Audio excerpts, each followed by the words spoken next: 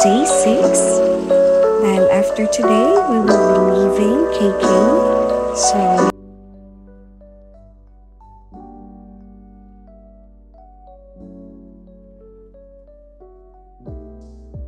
binalikan na nga namin ang bag na gustong bilhin ni Luigi sa Imago Mall. Yun, at ito ang isa sa pinakasikat na malls dito sa KK. Sa loob ng malls, marami pong mga stores na andito.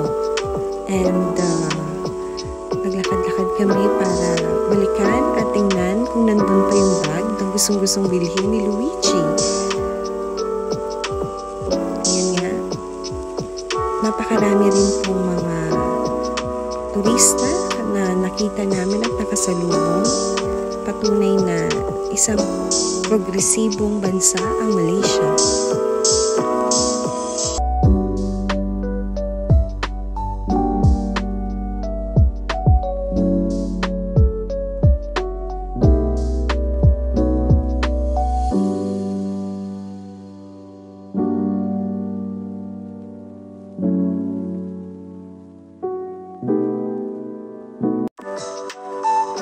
Dahil napagod sa kakaikot, kakalibot dito sa mall, kumain muna kami sa Subway. Kumain lang kami lang napakasarap ng mga sandwiches. Talaga namang approve sa akin. At ito nga, nakapanood din po kami ng libreng cultural show dito sa loob ng mall. So, sayang hindi namin naumpisahan. Pero worth it naman. Napakagaling nila.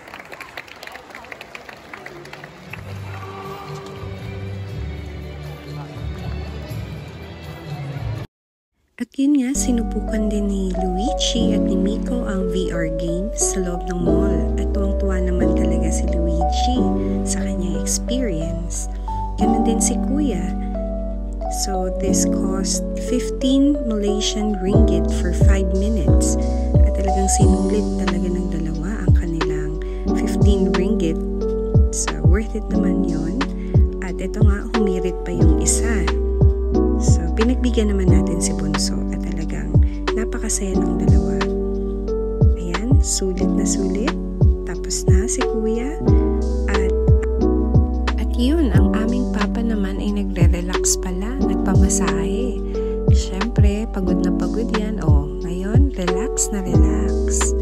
At pagkatapos niyan, nag-ikot-ikot kami sa mall, umanap ng mga food stalls, at napakarami pala ditong mga pagpipilian.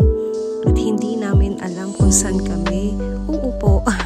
At medyo unfamiliar ang mga pagkain sa amin. So, nag-ikot-ikot muna kami at tumingin-tingin pa sa iba.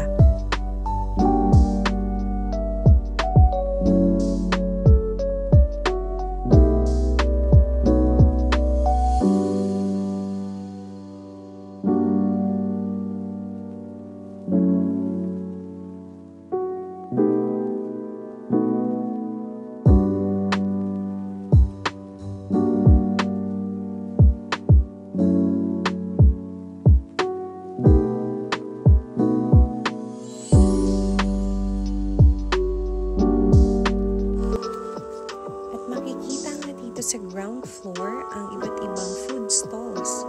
Naku, sobrang daming pagpipilian. Meron din nga pala silang mga souvenir items na binibenta dito sa ground floor.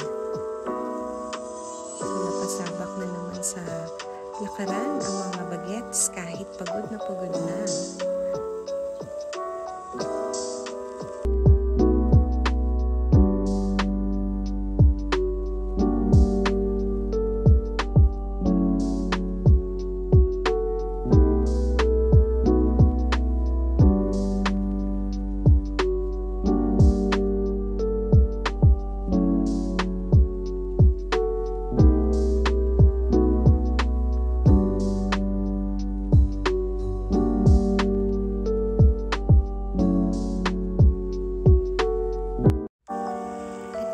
Naisipan namin pasyalan ang floating mosque o yung Bandaraya, Masjid Bandaraya.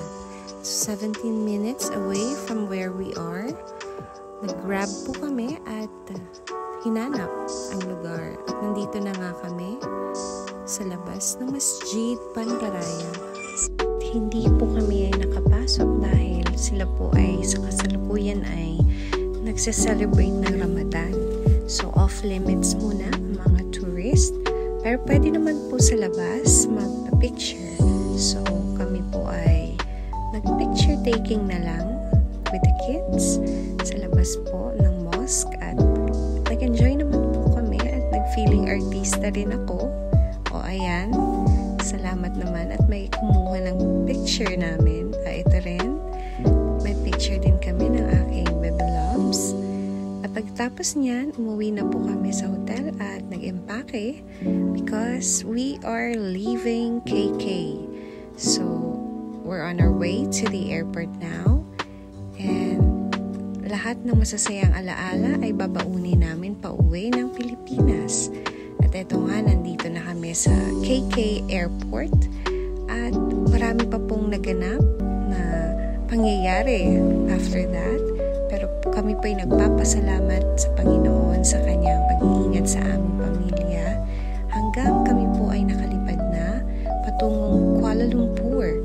At pagkatapos niyan, ay kami po ay sasakay ulit ng isang eroplano papuntang Manila and then from Manila to Puerto Princesa. So, ayan nga, napakaganda ng Kuala Lumpur Airport at kami po ay dumating na after 4 hours layover there. So, kami po ay nagantay at nag-check-in na ng aming luggage at after that, sa immigration and we waited. So, umikot-ikot lang din kami saglit sa airport before our boarding. So, napakasaya rin po ng experience na ito para sa mga bata. Yan sila. Okay. So, kami po ay boarding na in a few hours. And thank God that everything went well. Smooth yung ride and everything. So, nagpapasalamat po talaga kami ng lubos sa Panginoon sa lahat ng aming mga na-experience. Ayan po, tulog na si Luigi sa sobrang pagod. At kami naman po ay nagkaroon ng snack. Okay? Snack time on board. And yeah, that's it after we ate. So, after that, kami naman po ay natulog na. So, yan. And then, mabilis lang ang oras. Good morning!